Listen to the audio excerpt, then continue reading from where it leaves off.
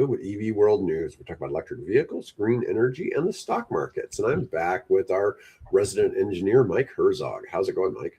How you doing, David? Sorry, I was distracted when it kicked off. The phone went off, the email went off, like the fire alarm in my office went off 5 minutes ago. It's that's funny. And I'm looking all over the place. It's coming on. And I work on so many things, and then having phones and everything, I'm so distracted. And I'm really bad. If somebody sends me an EV World email, it's like the last thing I check. It's the last. I responded to somebody, and I realized they had sent me an email on Thursday, and I felt really bad because they want to come on the show, or they're trying to get somebody on the show. And I'm just like, wow, I really am that far behind. Isn't that fun when you build up like, why do I have 6 email addresses? Right. That people are trying to get through, and I have to open up 3 or 4 different things to get into them. I do have some email addresses I absolutely do not check, and I think one of them's connected to LinkedIn. So people are using my LinkedIn one. They're probably wondering why I don't respond. Yeah.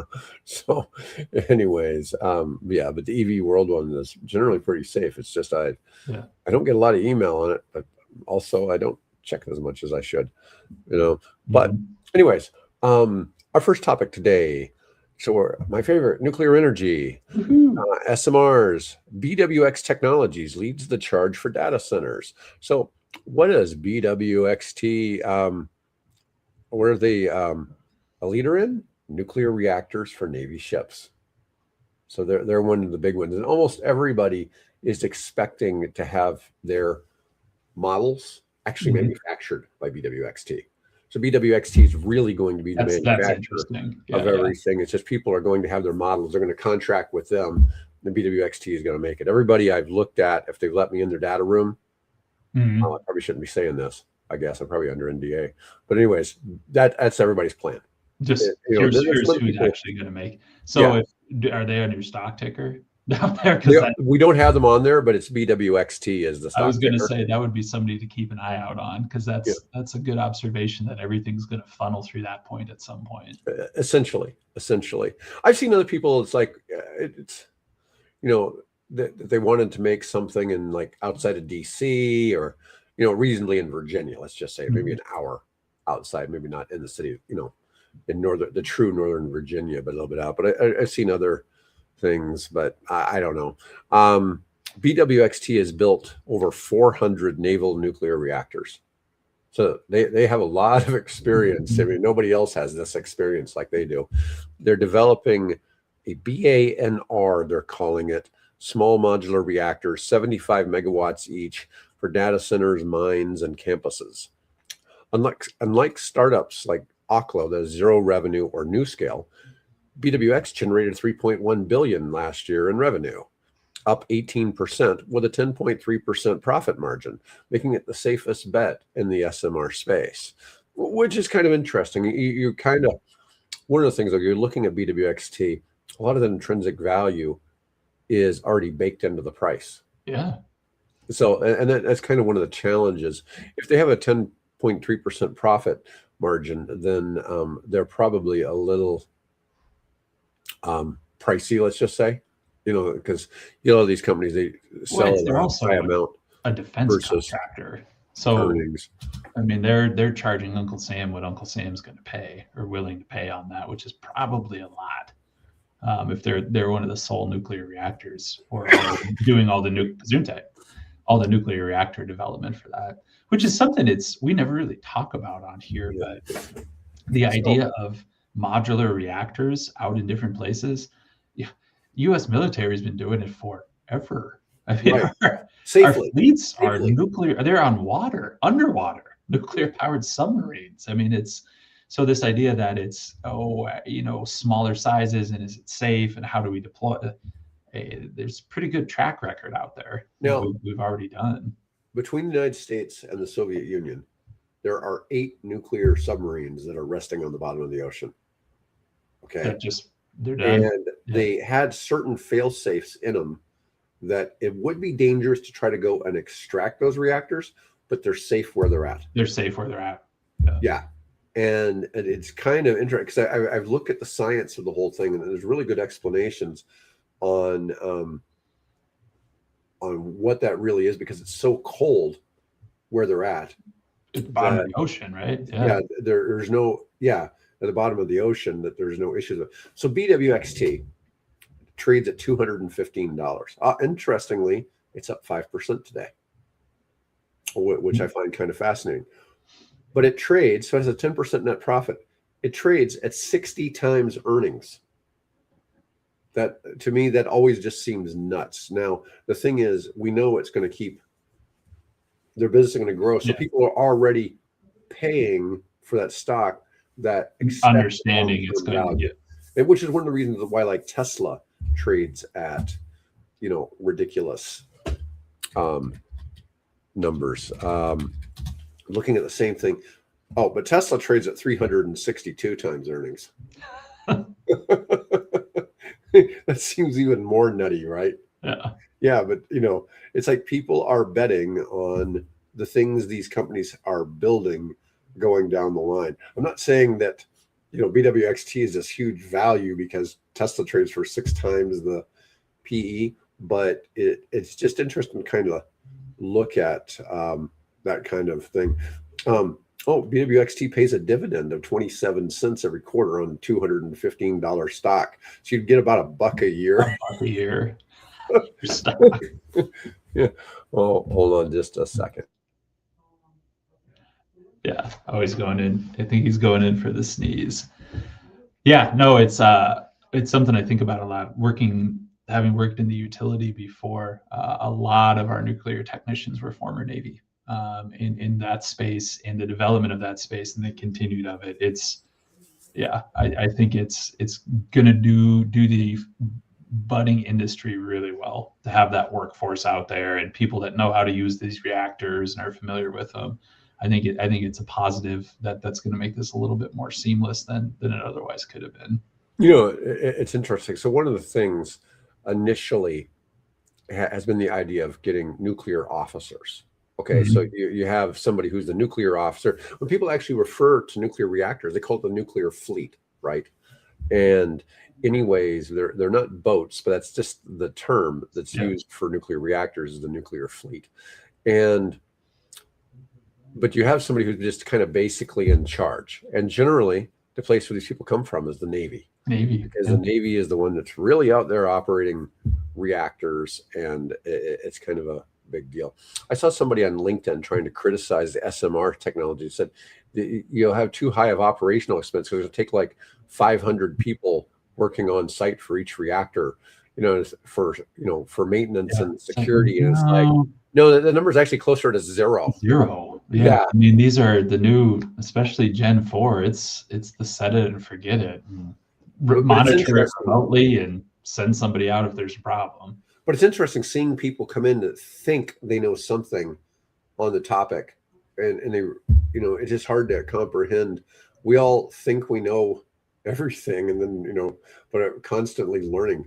In the energy space, there's always something new, and it's really fascinating. But that's the idea: is you're eliminating most of the OpEx or operating expense of the reactors and limiting it to work done on the turbines or heating the water, and then every 6 to 10 years of refueling the reactor. Yeah, it's refueling. Well, it's like a wind turbine. I mean, it's anything. I mean, you want it to be maintenance. Everything needs maintenance. You got to lubricate. You got to tighten the nuts and bolts. You need, all of those things. That's the idea. Do you remember those old infomercials with Ron Popeil? The set it, forget it. It's set it and forget it. Go turn it on and then let it run for 5 years and then come back and take care of it. All right. So let's talk about the one company that's always been disappointing in the EV space, which is Toyota. Toyota has always been somebody who's kind of seemed like they're skipping the EV space. They're launching a vehicle called the C-HR Plus. I don't know how you're supposed to. Doesn't that just roll off the tongue? Yeah, the CHR Plus. Maybe it's supposed to be the CHR Plus. I don't know. I'm just trying to say, it's kind of like the Busy Forks. I mean, where do they come up with some of these names? As its longest range EV with a range of 607 kilometers, which is 377 miles. That's a pretty long range vehicle. It's going on sale. They're doing customer deliveries in Europe, and it's a successor to the gas-powered model of the same car.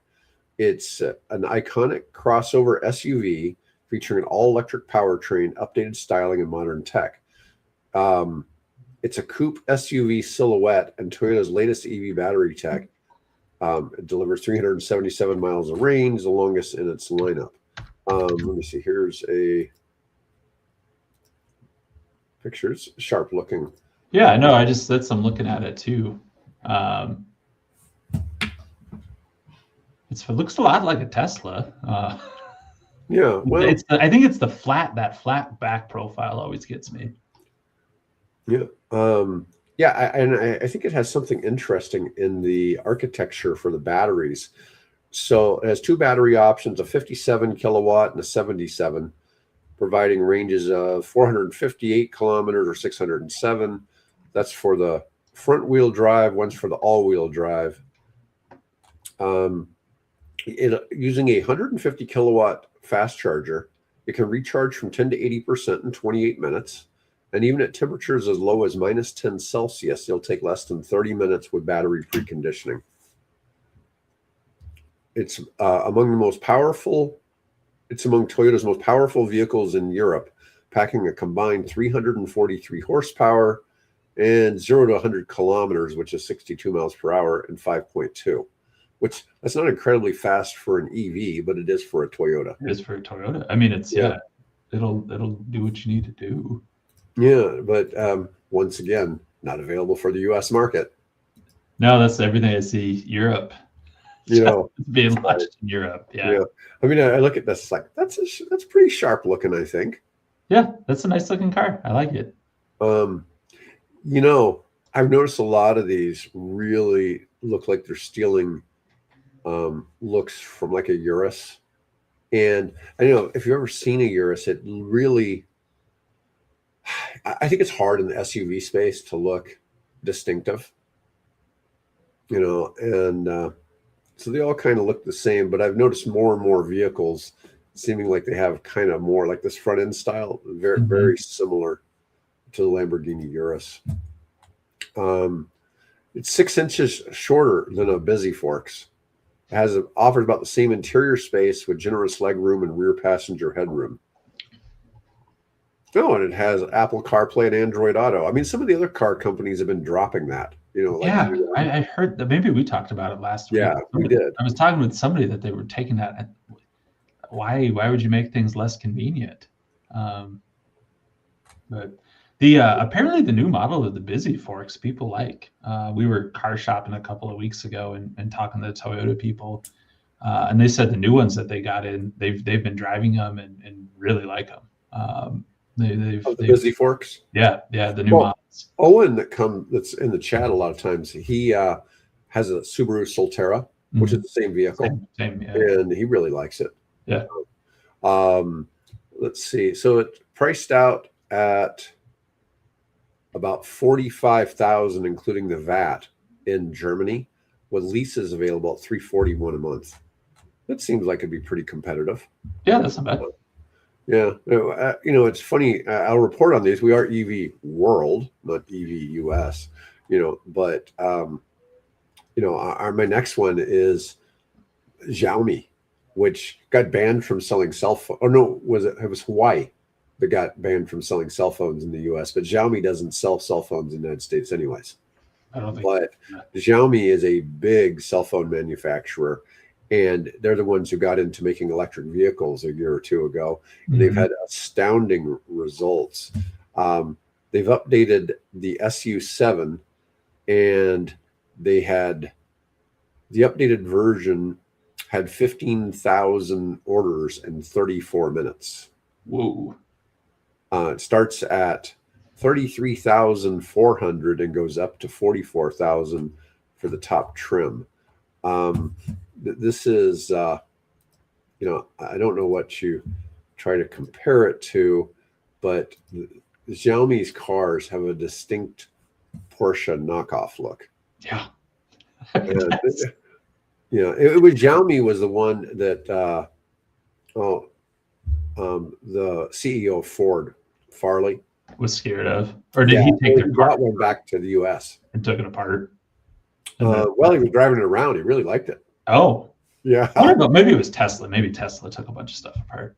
Yeah. Oh, they all do that. They all buy those cars and tear them apart, trying to see what they can figure out.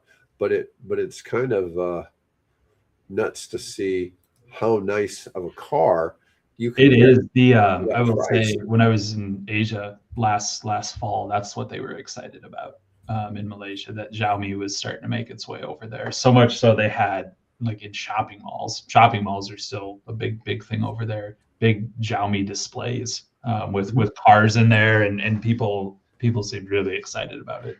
At least the people I was talking to in the EV space, of like that's the car they would potentially get. Let's see here. I want to show something else. It's funny. They still do the malls over there. We dropped malls over here because of crime. Yeah.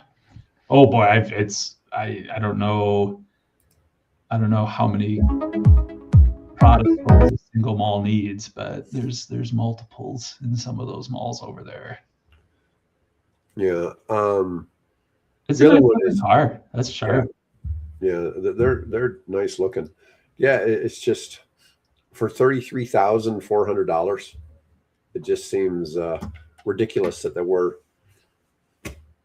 we can't produce something like that in the United States. Anything close? We can't compete with that. No. Yeah, and people always try to say, "Oh, it's junk." It's like, I haven't heard anybody saying it's junk. It's not. No. I mean, it's still not Porsche standards. No. Okay, but I'm just saying, for a basic car. Well, no, like I'm a kid of the '80s, and that was the joke of the made in China sticker. It was just an absolute, like, it's going to fall apart. It was cheap, poorly produced, and that's one of the things I really try to advocate anymore with EVs. Of Chinese EVs aren't that anymore. They're actually a really nice product, and it seem to be holding up pretty well too. Yeah, it's just shocking that they can produce in the price range that they're talking about. I mean, you don't really need a lot of incentives at those kind of prices. No. Well, in a car that looks like that, yeah, looks nice, looks really nice. Which kind of goes back to when I first started doing EV World. I was telling Bill, I can tell Tesla every EV. It's a jet ski car, trying to make it look futuristic, or they just all look awful.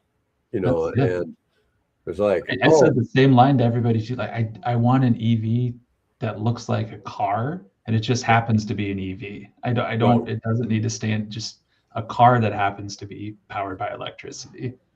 Yeah, and it also doesn't need to look like bubbly. The original Nissan Leafs weren't that great looking. The initial. I mean, I'm not a fan of the Bolt. I mean, Bill owns a Bolt. I'm not really a fan of. I'm not a fan of those. I don't like the way Prius looks personally. Going a step back, but the new ones look better. Do they? I guess I haven't paid attention, but when they first came out, the 25 and 26 ones, had a different body style. It's one of those. It just felt like, can we make the most like neutral, vanilla looking vehicle we can? Okay, they're Prius. Yeah, it's very neutral.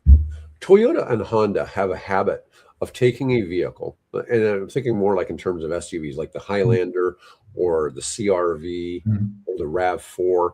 And what they do is every few years when they update them, they make them like 2 inches longer. They get bigger. They keep it. So every 3-4 years, they grow like a couple inches larger than the old version. So when somebody's looking at trading one in, they'll go back and they'll get another one because it's better than the old ones. And so I think that's what's happened with the Prius, is they simply have made it better, and it's probably a little bigger, even though it probably still is just as fuel efficient. But it's that's the way the Japanese automakers. That's the way it's been. At least Toyota and Honda. Yeah, I can't say that about the other companies, but Toyota and Honda definitely. But no, you can go back and look, and what our mid-size SUVs are the size of what their large SUVs were 15 years ago. I mean, they're huge. Yeah, the RAV4 used to be a tiny. It was a and it's little now car. more of a mid-size, and Mhm. the Highlander was a mid-size. Now it's the same size as the 4Runner or the Ford Yeah. Explorer. You know, and they just keep doing that. All right, man, more Chinese news. Chinese EV makers XPENG, Li Auto, GAC, Changan, Geely, and BYD are aggressively moving into humanoid robotics using shared EV components, sensors, motors, and AI. If it's good enough for Elon, they're going to do it too. They're all going to be copycats. Companies see robotics as the next frontier of embodied intelligence, leveraging their manufacturing scale and supply chains. I was talking about something, you know, I think Facebook was like the 14th social media network or something like that released. Okay, so it wasn't like it was a completely brand new idea. They just came up with a better They did it better. right. And obviously Tesla is not the first electric vehicle manufacturer. They might have been in the United States, they might have been one of the first EV makers, but we've certainly had lots of people who tried and failed, right? They've certainly been the first one that's been successful in the United States. But you have all these other EV companies overseas now. And the thing is, Musk has been leading in some ideas. Okay. So like the skateboard or whatever, the things, all those things to improve processes that other car manufacturers weren't doing, the Chinese have all adopted that. Right. Yeah. And it's interesting to watch this, but as Tesla moves more and more into robotics, you see all these other people kind of doing the same thing. If Elon's doing it, there must be something to it. Definitely identifies trends. I'm trying to think of like why that's an appealing transition. I understand like Musk and Tesla and SpaceX and very future focused. Like I get that, but from the other companies, I mean, it must just be a similar platform. You have so many sensors, you have so many things being inputted and processing power, moving mechanical actuator. Maybe it just translates pretty well. Like the software just kind of goes in the hardware. So I'm working on a manufacturing hub in Florida. And what we want to do is have most of the work done by robots. Okay. So I can kind of see this here. So these Chinese all the auto manufacturers use a lot of robots now. Yeah. So I think to a certain degree, they're trying to own the supply chain of the robots. Interesting. This is my theory. Yeah. And if I were them, I'd be trying to own that supply chain. And then they're making the humanoid robots because it's just a stretch from, the one arm that grabs, moves, and, they're making it go farther. But maybe the idea is this is part of their manufacturing process down the road is they're looking at this improves their manufacturing. And if they own that supply chain, then maybe, it makes it's a diminishing cycle. I mean, you just keep improving costs and improving efficiency. Yeah, so that's a big part of it. It's just like when you're dealing with publicly traded home builders. Some of them own parts of the supply chain, right? And so if they're able to really save money on lumber, for instance, it can significantly improve their profit margins, even though it might be a separate division. But then that lumber company is making profit on the home building, and they own that under the same roof. And so that's one of the things that Tesla has done really well at is controlling the supply chain. The supply chain, they've been fantastic. Well, and it's just even their part standardization and everything they've done. I mean, China took it to the nth degree in manufacturing, because they have no labor costs. But I mean, it's interesting. All right, we're going to move from China to Japan. Honda cancels 3 U.S.-made EVs amid policy uncertainty. Honda's cancellation reflects the broader U.S. EV production pullback as the Trump administration policy shifts slow market growth. $22 billion in EV and battery investments were canceled in 25 alone, with automakers facing losses, layoffs, and scrap projects. Uncertainty over incentives and demand clouds the future of domestic EV manufacturing, potentially ceding leadership to China. Well, I don't know about potentially ceding leadership. We've already ceded leadership to China. I mean, yeah, it's not potential. It's not potential anymore. Yeah. Forget potential. I mean, I don't know. I mean, I really envision a world in 10 years where the U.S. automakers, all they make are trucks. I mean, yeah, still own that. I mean, absolutely still own that market, but I just can't imagine that some of these. I think I took this from you, but I always use the phrase. I mean, the major leagues of electric vehicles are in China, like US. Actually, Elon said that. Is that him? Okay, it's Elon. Then that's an Elon. I can't take credit for that one. That's an Elon. All right. Well, I'll chase it back up there. Maybe I'll stop saying it then, since I appreciate your thought that it was an original for me. But no, it encapsulates it so well. It's just one of those. It's changed. Like we're not the leaders in that space anymore. No, and it's funny. We had somebody yesterday. EVs. I heard EVs are dead. Oh, there's Owen. Yeah, donut. Specialized technology about to make that Finland. It's a finished product. Let's see.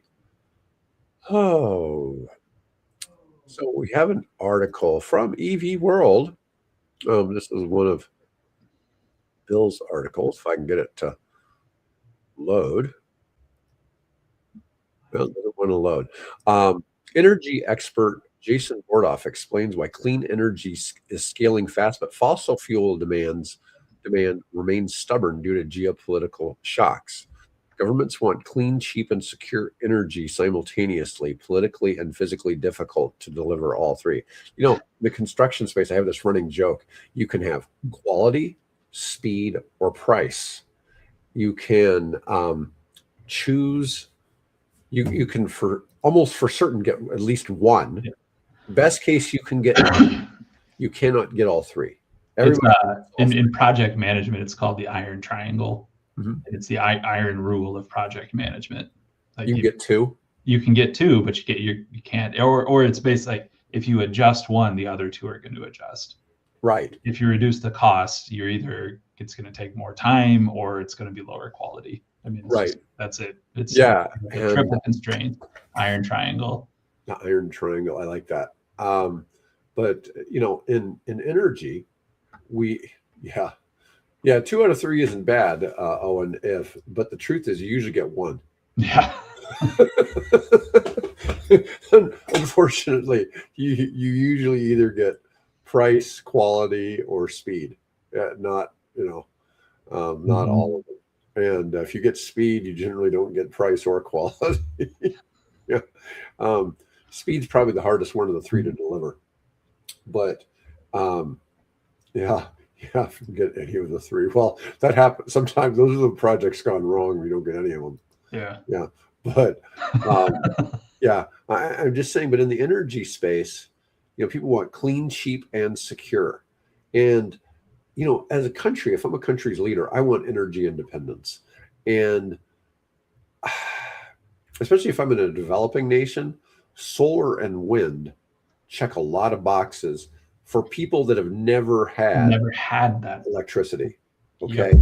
So, you know, they're not looking for 24/7 electricity. No, that expectation's not there. Something, and it can't cost 35 cents a kilowatt when the people make $1 a day.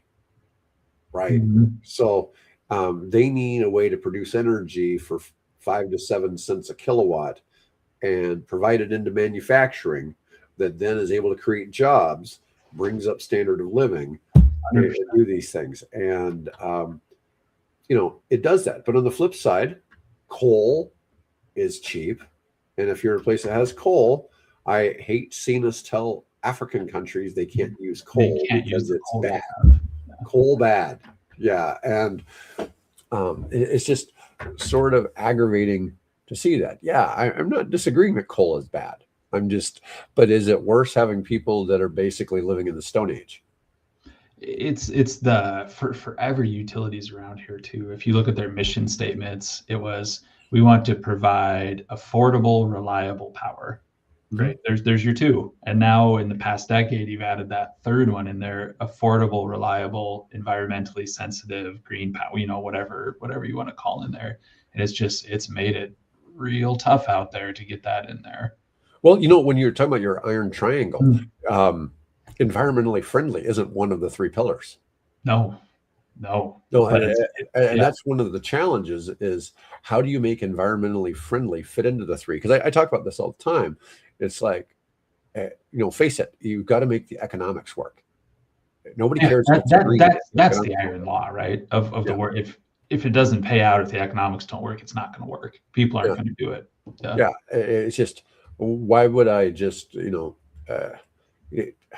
lot of stuff is charity, right? But it doesn't make sense if the charity is too expensive for people to maintain it. Yeah. And so it gets to be a real challenge to make that play. Let me see. So I don't know about this piece, but Trump supposedly is paying France's company Total Energies $1 billion to kill U.S. offshore wind. The Trump administration is reimbursing Total Energies nearly $1 billion in taxpayer funds to abandon 4+ gigawatts of offshore wind leases. In exchange, Total Energies invests in LNG and oil first, then collects repayments. Critics calling it $1 billion bribe. I'm just not a fan of this. And I don't know. I mean, this hatred for wind drives me crazy. Making things disposable on purpose is a huge chink in the iron triangle too. Yeah. But I hate seeing this because some of I swear, just because the left likes solar and wind, the right just thinks they've got to be a scam. And that isn't the case. We're just talking energy here. It's not political. It doesn't care about your agenda.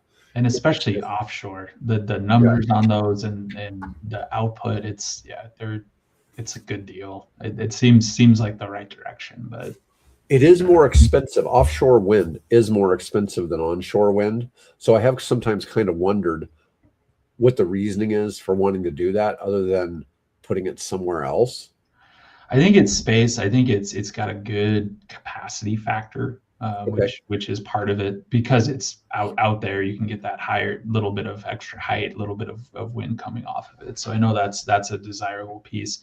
And the other piece where they're putting those, it's next to the population centers. So it's one of those, like, you can put them closer to the people on the East Coast where you have more space. You don't have the wide open spaces like you do here in the Midwest for all of that stuff. Yeah. So I'm disappointed in that, but that's just the way it goes. I'm disappointed a lot. Chinese mining firms are caught between Beijing's export restrictions and African beneficiation policies demanding local processing. It's complicating the cobalt lithium extraction critical to global EV supply chains. It's interesting. Cobalt is only necessary in lithium ion batteries, which you use in your cell phones and, most batteries, most portable electronics. Yeah.